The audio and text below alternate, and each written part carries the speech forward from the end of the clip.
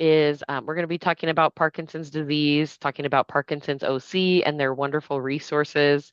And we are lucky enough to have two wonderful presenters from their organization today. We have Erin Drake Angelo, who's their executive director, and we also have Lauren Simmons, who is the board president. And so, welcome and thank you both again for taking the time to join us today. And I will stop sharing so that you can go ahead and share your screen. And thank you again. Fantastic. Thank you, Rachel, for the introduction. And before I jump into it, hello, everybody. I'm giving you a big old wave. If you know me personally, I have quite a bit of energy. So here we go. Da, da, da, da, da, da, da, da, da. Let me just make sure that I am sharing the correct one on my slides. Et voila. There we go. All right, everybody. Like I said, my name is Erin Angelo. I'm the executive director of Parkinson's Orange County. That is just a fancy name, meaning that I do everything under the sun in regards to Parkinson's in our local community. So it's very nice to meet you. Before I start jumping into everything, though, I do want to introduce my incredible co host. Her name is Lauren Simmons. She is the chairman of the board, the original founder of Parkinson's Orange County. And so I yield the floor to you, Miss Queen Bee Lauren Simmons. I just want to welcome everyone here today. I'm really excited to see all of you on here. Parkinson's Orange County is only 2 years old, so we are still a fairly new organization and trying to get the word out to everybody. And we've got, we think about 10,000 people in Orange County with Parkinson's. So it's a big community to serve, and we're doing our best to get the word out. Back to you, Erin. Oh, Lauren, Miss Queen Bee herself is being modest. Lauren, tell us a little bit about your Parkinson's journey yourself. I was diagnosed with Parkinson's almost 10 years ago. I was 54 years old and absolutely devastated. And I had no idea what resources were available to me. There were resources out there, but I didn't know where to find them. I didn't know how to find them. Once I kind of got my bearings and figured out what was available, I saw that there was a ton of other people just like me who got the diagnosis, that didn't know where to turn, they didn't know what to do, and they had no idea what was available to them. So I saw a need and I wanted to fill it. So I started with a website, trying to get all the resources available on one site. So hopefully the doctors could point their patients to that site when they get the diagnosis. Put all the exercise programs, all the support groups, all the specialists, everything in one place. And I did that for about 7, maybe 8 years. And then I have Parkinson's and it's progressive. And it was getting to be a huge job. So that's when I partnered with Erin and we formed an official 501c3, Parkinson's Orange County, a couple years ago. And now Erin does all the work. That's awesome. And this is being recorded and live. um, well, I am doing the work, but the incredible work that Lauren established was the fact that she was the very first person to help coalesce these resources and such just one of thousands of people, unfortunately, who get the news that you have Parkinson's and all you leave the doctor's office with is a prescription pad note for your medication and perhaps a pamphlet on what Parkinson's is. That does not account for the incredible, massive amount of physical, emotional, and cognitive sort of trauma that you need to go ahead and soon process, go through, understand, and then, of course, incorporate into your daily life. Knowing all that, Lauren, we are here, and Parkinson's Orange County is here to provide not just the education, but the support and the resources you need, especially if you yourself or a loved one that you're care partnering with has a Parkinson's diagnosis. So, without further ado, let's jump in. Hold on. There we go. All right. So today we're going to be talking about Parkinson's disease as it is right now in the US, how Parkinson's looks particularly for us here in Orange County. Just quick overview of what is Parkinson's disease itself, but here's a spoiler alert, not just what it is, but what it means for our families and what it really feels like when you're living with it at home. We'll talk about, of course, our mission and purpose and what we do to really help support families, the programs we and services we provide, and of course, the needs of the community and how we work with the Caregiver Resource Center to make sure that you are well taken care of. Because after all, we're here to serve the community. So let's go ahead and jump on in. I am sharing my screen, and for those of you who don't have great eyesight, you may have to squint a little bit, but take a look here at a map of the US, and the darker colors are the cases where there are more than 450 cases of diagnosed Parkinson's disease. The lighter ones are where there are less than 200. I want you to take a good look, not only at where it is, but where we live. If you'll notice, there is quite a bit of dark, dark, dark blue here, dark blue purple. What that means is that unfortunately here in Orange County, we are living in a hotbed of Parkinson's disease, which means locally as well as nationally, there are over 1 million Americans living with Parkinson's. Across the US, nearly 90,000 people are newly diagnosed every single year. But here's the also unfortunate part. California itself constitutes 11.6% of all those cases. 106,000 people living with Parkinson's are just alone. And you can see, of course, by that darkened area that a huge majority live here. And so we're raising our hands going, what the heck? If there's so many people being diagnosed here, where are the resources and who's helping us in supporting the lifestyle that we're living today? Unfortunately, by 2030, the US Parkinson's population is expected to reach approximately 1.2 million people, meaning that unfortunately, as the baby boomers get older and as we all continue to age, it's a real need, and it's a need that we need to address now. Now, other parts that you can take a look at, unfortunately, like I said, you may have to squint a little bit. Oops, here we go. There is my slide. There you go. If you're squinting, you can see, of course, right here, the Parkinson's disease in our local community. That's Orange County has nearly 9,000 to 10,000 individuals living with Parkinson's disease. And as the population ages, of course, these numbers are expected to continue rising. If you look all over California, of course, you can see that there's very small cases. Some there's actually even less than 100. But unfortunately, you look right here at that hotbed, Los Angeles and Orange counties. There are over 10,000 cases right here. So in terms of new diagnosis, we're expected to diagnose nearly 450 to 600 new Parkinson's diagnoses each and every year. So what does that mean? There needs to be a demand for education and support, increased demand for your caregiver resources, and of course, a greater need for movement, wellness, and community programs. So organizations like Parkinson's Orange County play a critical role in helping families navigate these challenges. And I would be remiss if I didn't say, of course, one second, that if you have a question at any time during this presentation, please feel free to go ahead and type it into the chat bar. If you are unfamiliar with the chat bar, all you need to do is go down to the bottom of your screen, highlight that little area that says chat, and type your questions right in there. Rachel will help moderate your questions and certainly answer them, and I'll try my best to answer them at any time. As we look at Parkinson's disease in terms of context, something that I'm not going to get into too much of the nitty gritty, but some of the key symptoms, of course, that we are diagnosed with or that are the hallmarks of Parkinson's obviously include tremor, rigidity, balance and gait changes, cognitive and emotional challenges. And that's from a lack of dopamine production in the substantia nigra. It's that little part in the brain right here.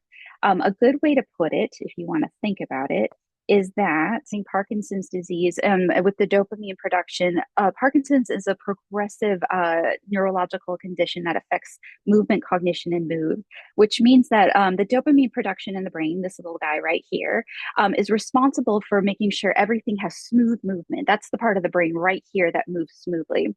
When the dopamine, unfortunately, is degenerating or not producing as much as it can, that smooth movements, unfortunately, starts to get more stagnant, meaning it's not connected as well as it could have been, which means that the movement is no longer normal. It's hallmarked by either tremor, rigidity, or some balance or gait changes, also known as cognitive and emotional challenges as well. We understand that Parkinson's is not just an individual process, but it infects your entire family. Now, you may be going to the doctor because of your tremor, rigidity, or balance and gait changes, but this next slide, this is what I want to talk about today. I don't have time to share each and every one, but I can guarantee you that if you're calling Parkinson's Orange County or even the Caregiver Resource Center, it's probably not because of your loved one having a tremor in their hand. It's probably because of these non-motor symptoms that are all a part of Parkinson's disease and unfortunately are part of understanding this journey. Whether you're having cognitive and brain related challenges, that can include difficulty concentrating or maybe even dementia, especially in the later stages. A most common one is mood and emotional symptoms, depression, anxiety, apathy, lack of motivation or initiative. Maybe you've got a loved one who used to keep things spotless and now they can't seem to even clean a plate. That fatigue, sitting at a movie or just going to lunch and they're falling asleep and you're wondering why. Hallucinations and psychosis, especially in later stages or when medication is out of balance, can be scary and really hard to understand, especially if you are the care partner or loved one. Sleep disorder. Oh, one of the one that gets complained about the most. Your partner with Parkinson's has a REM sleep behavior disorder. They're acting out their dreams. It can be either happy or aggressive or shouting or screaming. That can also be such a challenge because, of course, that affects your autonomic nervous system. Meaning that maybe because you slept horribly, now your blood pressure is low. Now you're having excessive sweating. Now you're having temperature regulation problems or especially in terms of sensory changes, you can lose your sense of smell. Different sensitivities can come up in terms of light or sensitive reactions. All of these are completely a part of understanding Parkinson's disease and something that you need to know you're not alone. And in fact, it's usually the non motor symptoms, when combined together with motor symptoms, that is the reason most people start reaching out to us or the Caregiver Resource Center for help, especially. Now, I'll stop for a second and ask the Queen Bee, Miss Lauren herself, who is the one who has had Parkinson's for almost 10 years now. Was there anything you wanted to add to either motor or non-motor symptoms, especially from your perspective? One thing is that people should know about 30% of people with Parkinson's do not have a tremor. Most of the people we come across think, oh no, it can't be Parkinson's, they're not shaking. It's very, very common to not have a tremor, or maybe you don't have a tremor in the beginning and it'll happen later on. But definitely, I'm almost 10 years in, and I think the non-motor symptoms are far worse than the motor symptoms. And there's a myriad. You might have some this week, and next week they'll be completely different. So it's a challenge. Correct, which is sort of why I wanted to bring up these points. A lot of times when the non-motor symptoms are present, a lot of care partners can sound, not all of them, but take it personally, the apathy, the depression, the anxiety, dealing with lack of motivation or fatigue. Am I boring you? What happened to our, usual joyful routines? And understand that that is a part of the process that we are here to support with, and certainly not your fault, and not the fault of the person with the diagnosis either. It's a part of the journey, and that journey takes a lot of support. It takes a village, and we're raising our hands. We're part of this village. So know you are not alone, and that a lot of these questions and, of course, symptoms do come up. And like I said before, if you ever have any questions during my presentation, feel free to chat it right in the bar. There we go. That's the next one. So, in terms of caregiver realities, let's talk about the care partner role, right? It There's so much strain on us that happens when we take on that sort of role, especially if somebody going through a neurodegenerative journey. That means that there's emotional strain and uncertainty. Oh my gosh, physical caregiving demands, of course, feeling sort of socially isolated, especially if you don't have friends or loved ones going through the same sort of process, and just the financial stress of it all. Medications keep rising, care services keep rising. If you're on a fixed income, that doesn't rise. There's always a demand on your shoulders, and just know that we understand that and we are here to help support it. Just recently, oh, I swear every single week I'm dealing with this, navigating a complex healthcare system, your insurance, your Medicare, your Part B plans, your supplemental plans, your extra plans. What do they cover? What do they not cover? Which medications do they cover? And which system is going to accept you when you have them? It is overwhelming, and you are not alone. This is not, like I said, a journey that you need to figure out by yourself. Please know that we are here to help support it. And if we can't support it directly, we are going to give you the resource that can. You're not alone. So many caregivers report feeling underprepared and under-supported. And we at a Caregiver Resource Center in Parkinson's Orange County don't want that to be you. So, what are our guiding principles in Parkinson's Orange County to help ensure that you are not alone, like we said, and that you do feel supported? We provide education and resources for people living with Parkinson's. We do that through educational workshops, access to our movement disorder specialists. I want you to think of Parkinson's Orange County like the yellow book of Parkinson's, meaning that if you've got a question and you're looking for a resource, we got you. We provide support groups and for care partners and families. We understand that support groups might look different for the person with Parkinson's versus, say, the care partner who is the one taking care of them. We have support groups for both. We connect the community with medical experts and specialists. I want you to know that there is a difference between a neurologist, who, of course, specializes in any sort of head medicine or related concept supporting the brain, versus what we call a movement disorder specialist. A movement disorder specialist is a neurologist who's had additional training and specifically deals with Parkinson's disease. We encourage everybody who's been diagnosed to at least try and see a movement disorder specialist, since they have specific training on Parkinson's related medication and can often really share you with the resources you might be looking for, especially some of the latest findings, research, and clinical studies. We promote healthy living and movement. Oh my goodness, if you know me, I am a mover and a shaker, and I am a dancer, meaning that at all times we are encouraging that dopamine flow, whether it's through boxing, dancing, yoga, singing, whatever we can do, we get your brain flowing. And of course, our main point, I would say, is the icing on the cake is reducing isolation and building community. I'm sure Rachel has the statistics within herself, but social isolation can be worse for you than smoking, meaning that it can lead to such incredible sense of apathy, depression, and anxiety, which can worsen symptoms tenfold. We're here to reduce it and help you build a community in spite of your diagnosis, and especially to connect with others. We believe no one should navigate Parkinson's alone. So in terms of our programs and services, some of the core programs we provide, we offer educational workshops and seminars. We just had one last weekend, which was fabulous. We offer two types of educational seminars. One's called Jump Start. It's for newly diagnosed patients in that 1 to 5 year range. We bring in a movement disorder specialist and typically bring in a physical therapist who specializes in Parkinson's to talk about what those first 5 years look like. Right? We talk about, getting used to the concept of having Parkinson's, changing our lifestyle, changing our diet, understanding what programs work for us, understanding what exercises work for us, and understanding how to make those adjustments so that we can keep living with a better quality of life. During the mid-stride education workshops, we're talking about what happens in that 5 to 15 year range. We call it mid-stride because it's about that middle focus of when you have Parkinson's.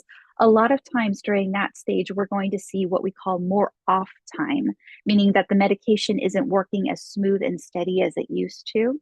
And during those off time sessions, you may be seeing increased symptoms of tremor or rigidity, or those side effects of those non-motor symptoms.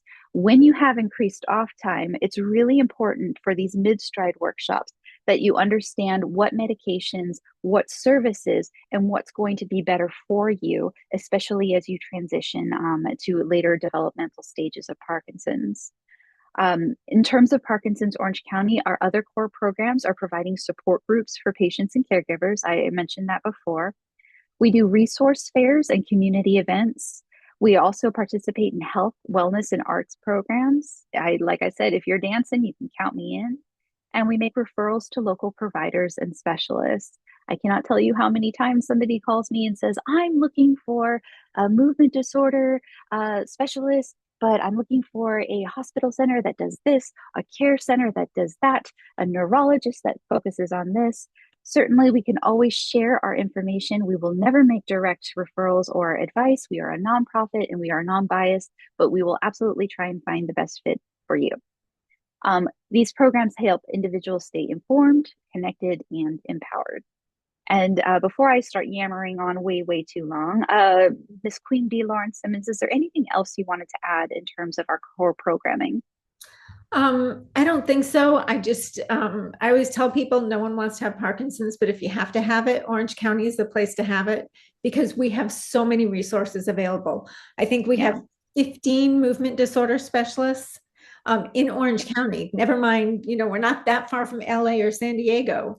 A lot of places in the country, people are driving hours to see movement disorder specialists. So we are very fortunate. We have multiple exercise programs and support groups, over 30 support groups. So there's a lot available. Exactly. And yes, Lauren's absolutely right. In some of the more metropolitan cities throughout the US, with still high rates of Parkinson's disease, most medical care groups have usually one movement disorder specialist. If they're a fairly large city, they'll have two. Lauren's right. Right here in Orange County, we have over 15. Just right here. You can absolutely find somebody that works for you. So, in terms of our education component, I talked a little bit about that Jumpstart workshop and that Mid-Stride workshop. Jumpstart being getting a good jump on that 1 to 5 year range, learning about healthy habits, changing your lifestyle, getting the information you need, including diet and nutrition and exercise. In terms of the Mid-Stride workshops, of course, those being that Mid-Stride range, getting the medication information, clinical trials and research information, and just recently, we learned skin disorders and diagnosis information. Yes, Parkinson's disease means that you are at higher risk for melanoma. And here in the California sun, that means you're at even greater risk. So, what does that mean for you? Getting you education and making sure that you are aware so you stay safe. We also offer what's called an Ask an Expert session every single month, the fourth Thursday of the month at noon. Join us for your lunch hour because we always have some of the best and brightest with us to talk about their latest findings in terms of Parkinson's. This month, we have a nutritional specialist who's a homeopathic doctor. Next month, we have what's it called? Lauren, why am I blanking? Surgeon. Neurosurgeon. Thank you. A neurosurgeon. Please don't ask me to, what's it Dr. called? Lucas. Yes, thank you. So Dr. Lucas is a neurosurgeon who's highly top rated and has some of the best and latest information on neurosurgical techniques in terms of deep brain stimulation and what we call focused ultrasound. He's lecturing for us next month. There is a bevy of information for you, and we have it right here at POC. We have PD specific support groups. So whether you are investigating deep brain stimulation, whether you are a man and want maybe a different sort of vibe in terms of a men's support group, or maybe you are a woman looking for a woman's support group, we have different facets for different groups, different regions, different cultural beliefs, different religious beliefs, and yes, different languages as well. You can't say the excuse that you can't find one for you because I guarantee we have it. I think, Lauren, correct me if I'm wrong, there are well over 30 plus happening every single month, meaning that there are well over 7 to 10 happening every single week. They're at all times of the day, virtual, in person, or otherwise. You will find one meant for you. We have medical education presentations, and some of the more exciting part is we are constantly getting research updates and partnering for clinical trials. So whether you want to try an exercise clinical trial or a medication clinical trial, or just simply a longevity clinical trial, we partner with local universities and local researchers to help integrate into their programs as well as benefit you. So all of these events connect the community with movement disorder specialists, neurologists, therapists, and researchers. That is what we are here to do, to make sure everybody is connected and combined. In terms of our recent community engagement, goodness gracious, just like I said this last weekend, we were just having a Mid-Stride education conference. Throughout the year, I've got some pictures of all the different things we've been involved in, whether it was Dr. Oken or Dr. Dorsey's latest book tour on the Parkinson's Plan, which I highly recommend you read. It is all about the different ways that we are impacting our community and perhaps even creating Parkinson's disease, and of course, all the ways we can advocate to stop it. We've had several different events like our Jumpstart. It's over here in the corner with Dr. Martinez, a wonderful neurologist right here in Orange County.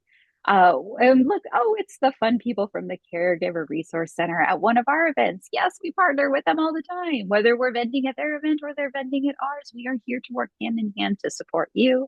And of course, we are also local supporters of all of our Parkinson's related foundations, whether it's the larger nationwide Parkinson's Foundation or a local nationwide health fair, you'll find us there. Our feedback that we often get includes people having renewed hope after their diagnosis. When you get more education, you feel empowered. So important for us. We have increased understanding of treatment options, meaning that if somebody came in and all they understood was their current medication, an educational workshop might actually increase their knowledge and realize that they have 5 different types of medications that they could try, and maybe even get them more information from their doctors. And of course, a stronger connection with other families navigating Parkinson's. One of my favorite exercises at every education workshop is to quite literally turn to your partner and say hello, because that family is probably going through a lot of the similar things that you're going through. Creating connection and community fights that social isolation, which I said is one of the main reasons that we often dive into depression, anxiety, or apathy. So we're here to support it, we're here to combat it, and we're here to give you those resources. So, like I said, you will also find that the role of movement and wellness are closely combined with Parkinson's. If you didn't know, I'm also the executive director of a program called RX Ballroom Dance, which is an integrative way of doing therapeutic ballroom movement for people with Parkinson's. And all that is just a fancy way to say that movement and wellness improves your balance and posture, supports cognitive health, increases dopamine activity, reduces fall risk, and improves mood and quality of life. The favorite phrase in the Parkinson's world is always that movement is medicine, meaning that movement can often do even more than even your carbidopa or levodopa could ever do. And before I even continue on, Lauren, you are a person with Parkinson's who swears by movement. Is there anything that you wanted to add to the concept of movement and wellness in the role of Parkinson's? I think one of the best things I've ever done for myself is I did not like to exercise before I was diagnosed with Parkinson's, but I think that is what has kept the progression of my Parkinson's slower, is by doing only exercise. And I always tell people my story is when I went to Rock Steady Boxing for the first time, which is a program specifically for people with Parkinson's. I cried in the car. I took a Xanax and I went into the gym. And a year later, I got certified to coach it because it helped me so much. I wanted to get the word out. And we had people coming into the gym saying, I had no idea this program was here. I've been diagnosed 5 years. I wanted the world to know about it. So movement is definitely medicine for people with Parkinson's. Awesome. And I love it, especially from Lauren herself, just because so many times when we suggest it, most people will say, I'm not coordinated. I've got 2 left feet. I can't do this. And I want everyone to understand and know, if that's the way that you feel, it is not about the actual activity, meaning it's not about the boxing. You're not going to go in and be the next boxer. And it's not about the dancing. You're not trying out for Dancing with the Stars. It's about the concept of moving with a community of people who understand you, who understand the challenges you're going through and are there to help support and also increase all of those functions, physical, emotional, and cognitive. So know that here in Orange County, you are so blessed. Whether you want to try boxing, like I said, or yoga, there is a program called PEP for You, Parkinson's Exercise Program for You, which provides over 17 free movement classes for people with Parkinson's a week. It varies in anything from yoga to Tai Chi to movement to general exercise. There's a program, like I said, called RX Ballroom Dance, which is ballroom dance therapy. And there's a program called Rock Steady Boxing in several locations throughout Orange County, which focuses, of course, on the coordination of boxing as well as physical exercise. There's literally no excuse. There is a class for you, and RX Ballroom and PEP for You classes are all free. So there's not even the cost action argument there. You can absolutely utilize any one of these resources. And if you're still confused about what might work well for you, give us a call. We're happy to give you the information and make sure you find the best choice for you. So, the needs that we see within the Parkinson's community, here are some of the key things that really hit us on a weekly basis. Across the county, patients and families need access to accurate information after diagnosis that does not rely on Google or ChatGPT. And I'll say it again for the people in the back. When people get diagnosed, unfortunately, what is that first thing that you do when you get a diagnosis or your lab results? You go onto Google and you Google search it. Stop right there. Google is going to give you some general information, and by the end of your rabbit hole search, you'll think you're dying. And I promise you, hopefully, you are not. The point is that Google or ChatGPT is not going to give you the local resources that you need, nor the best fit for your personality, your family's dynamics, who you are, who your partner is, who your children are. That's going to work well for you personally. So I say get off Google and get off ChatGPT or AI. Call Parkinson's Orange County. We are the ones who can give trusted guidance, not advertisements, because that leads me to number two. Support for caregivers and family that comes from the heart of people who understand the best needs of the community, including trusted referrals from organizations or fellow corporations that work, including guidance on where to go when you have certain questions, whether that be financial, caregiving, or just otherwise medical. But what I meant by that is when you do get on Google and you start searching for a care facility that's going to be great for mom, you're going to get about 20 different advertisements. And honestly, it's going to be the one that paid the most that pops up first. We are not advertisements. We are a nonprofit, meaning that everything that comes from us is coming from the community, not just who paid the most to show up on the top of your screen. We want there to be opportunities for social connection, meaning that we see that families need connection with other PD patients and care partners. In a medically sensitive world, we understand that our doctors are not going to suddenly give you a list of everybody in their clinic who has Parkinson's disease and say, hey, you should call them. It doesn't work that way. We are here in voluntary support to host support groups, to host programs, to bring people together so that you can understand you are not alone and identify with other people in the community going through the same thing, who have trusted advice, who have guidance, and who have been in your shoes. We also see that people need access to movement and wellness programs. Oh my goodness. I mean, if you are on a limited budget and your loved one who has Parkinson's disease has trouble with transportation or maybe cannot drive at all, you need local programs that are close by, that you have access to transportation, and that aren't going to cost an arm and a leg. Like I said, especially if you are on a fixed income. Um, what I was trying to mention was that Parkinson's Orange County can give you that guidance as well as support that journey to make sure that you are having access to any of those resources that you need. And last but not least, the navigation of healthcare resources. Ooh, if you are dealing with Parkinson's, you know as well as I do, wait lists, doctors, clinics, insurance, what it covers, what it doesn't cover, HMOs, PPOs, supplemental insurance. There's so many questions about navigating such complex systems. We are here to answer what we can, and what we can't answer, we will refer you to the correct person. You don't have to get on Google. You don't have to search alone. Now, how do we work with the Caregiver Resource Center? We work hand in hand with them, meaning that the Caregiver Resource Center plays a critical role by providing counseling and caregiver support. Here's the one thing that I know to be true, and Miss Queen Bee Lauren herself can tell you, we get phone calls every single week from people who are overwhelmed. I don't know what to do. My husband is really struggling with some care needs around the house, or my wife can no longer drive, and yet I can't get her to and from the places she needs to go. Where do we go? A really great place to contact, of course, is the Caregiver Resource Center. Just like Rachel was talking about, their respite care guide can help understand a variety of different resources based on what you qualify for and what you need. So we are here to work together and make sure that you get the right channel with the right person to get the right resources that you need at all times. They do offer the respite resources.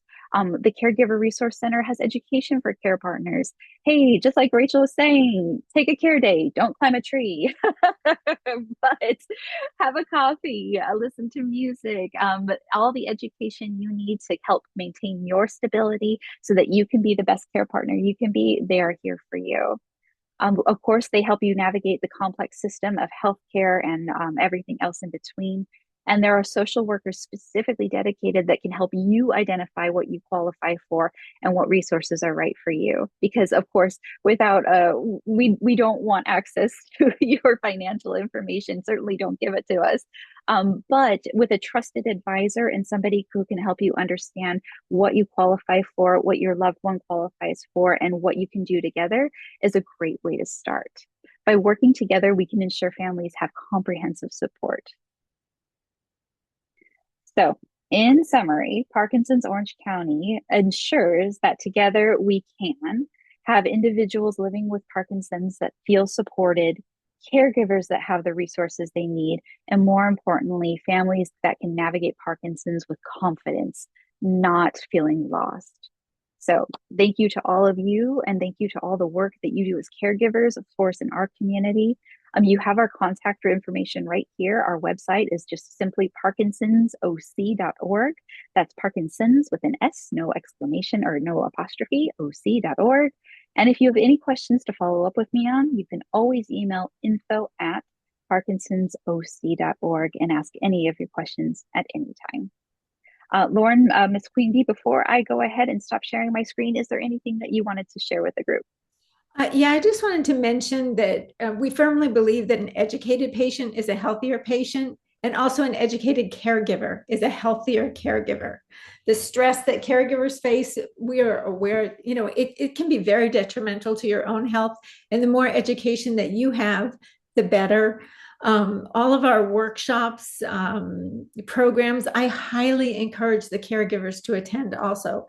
If it's a support group for people with Parkinson's and caregivers, and you're a person with Parkinson's doesn't want to get off the couch that day and doesn't want to go, you are welcome to go to that group anyway. We have that happen lots of times that people go, representing their brother or their husband or their wife. And you can go and you can get information and bring it back home. So I just wanted to let everyone know that you're welcome to attend any of those, whether a caregiver or person with Parkinson's.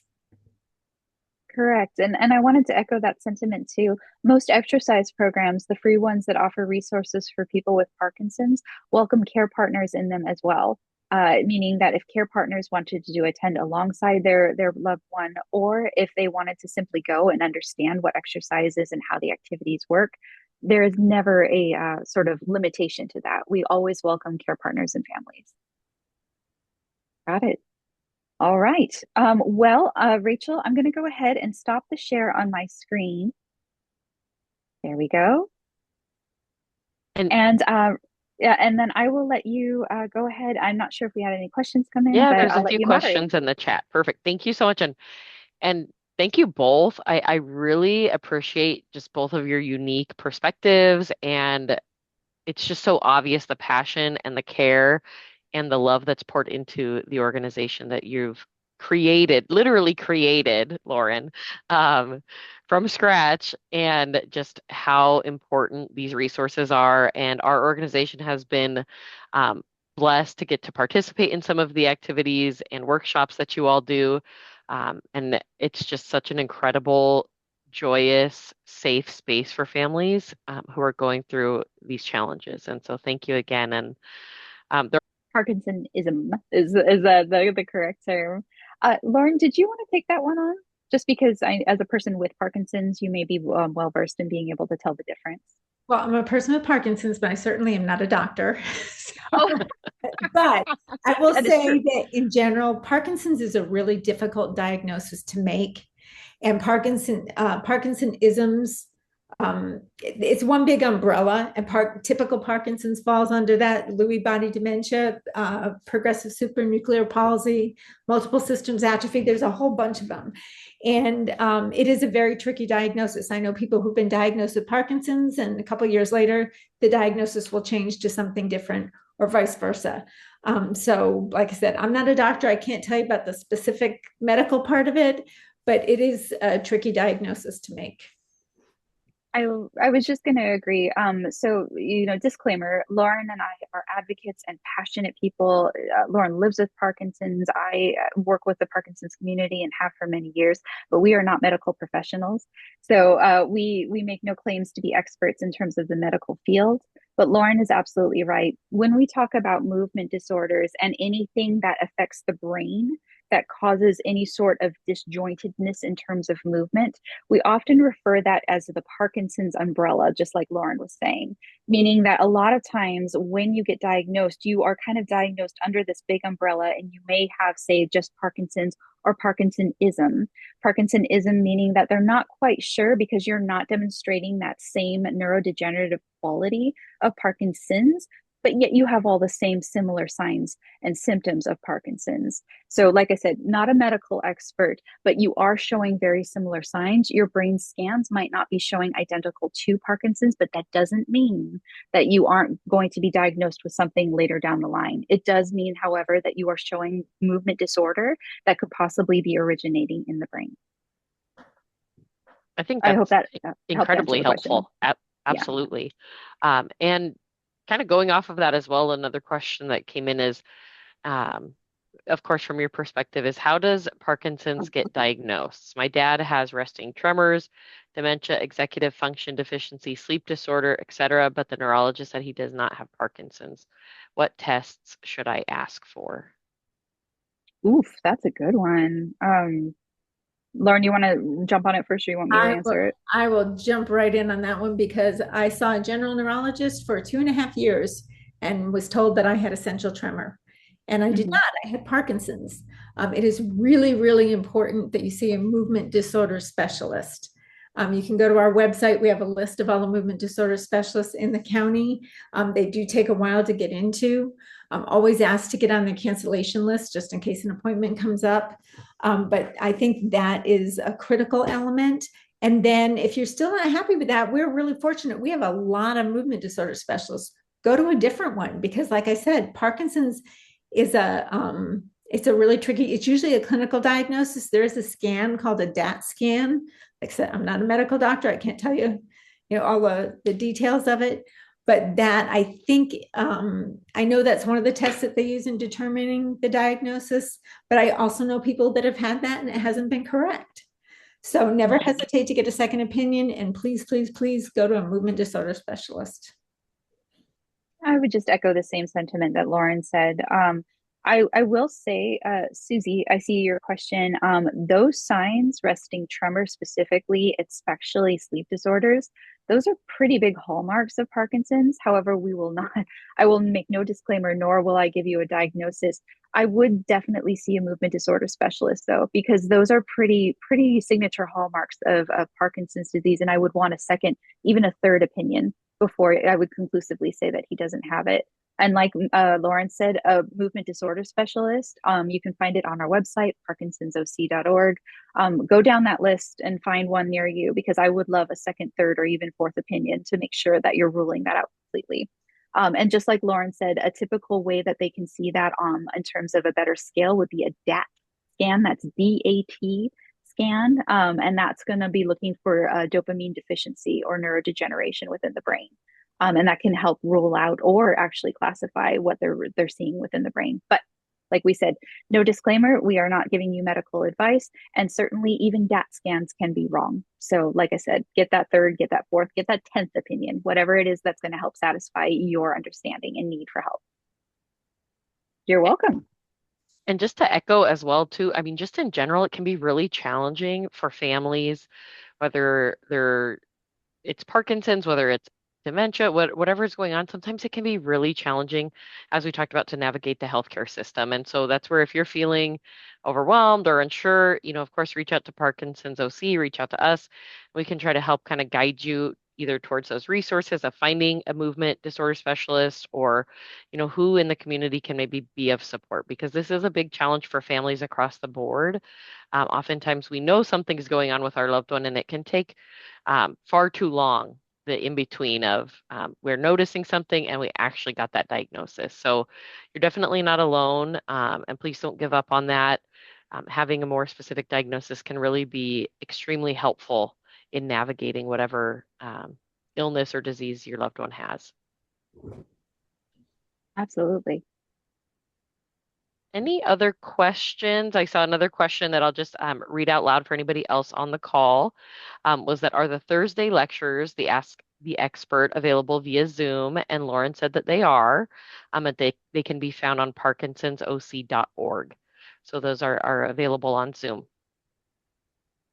Absolutely. And they're free and they are typically recorded unless they have what we call proprietary information. So, if, say, it's a specific medication that may not be covered, but general information, especially that around education, deep brain stimulation, tremor, naturopathic medicine, those will all be recorded and publicly available.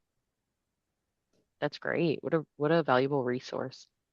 Especially for caregivers who are busy and working. We get you. Sometimes you can't take that lunch break alongside us. So it's there for you regardless. Absolutely. And if you sign up for our newsletter, which comes out every Monday morning, you'll see what's coming out that week as far as different events going on. Correct. Perfect. And you can turn to your loved one and go, see, there's 7 different support group meetings this week. Which one are you going to? No excuses.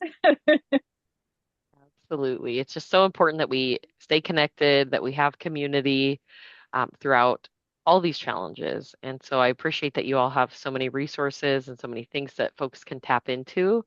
Um, and like you said, there's really no reason not to. There's no excuse because whether it's online, whether it's in person, whether it's free, whether it's, whatever it is, there's something for you, which is Absolutely. wonderful.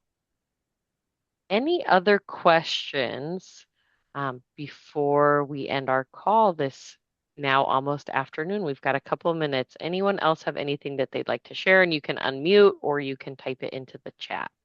I'm going to Give it just unmute. a moment. Sure. What kind of hallucinations does Parkinson's folks kind of deal with? Karen, that's a great question. And also, I will say, I'll preface my answer with saying, again, not a medical professional. Please definitely talk to your doctor if you or loved one is having hallucinations and that type of thing. But what type of hallucinations do Parkinson's patients typically have? Well, I'm going to just classify them into 2 different categories.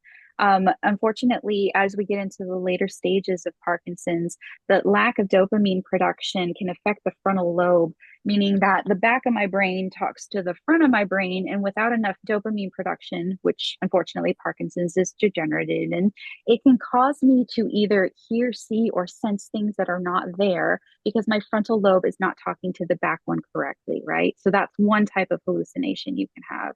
The other type can unfortunately be too much medication.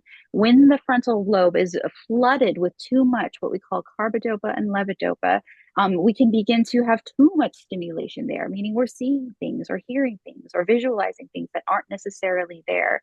So those are the 2 types of hallucinations, meaning later stage dementia or too much medication related dementia. In terms of specifics, Lauren, I don't want to start giving assumptions on who, what, where. I have my own personal experience. My grandmother had Parkinson's and had very severe Parkinson's related dementia. But Lauren, did you have any extra sort of information you wanted to share in that way? No, not really. I myself haven't experienced hallucinations yet, so I don't have personal experience with it. But I do know in a meeting recently, someone was saying that one of the medications for hallucinations has a side effect of hallucinations. So it's really tough, really, really tough.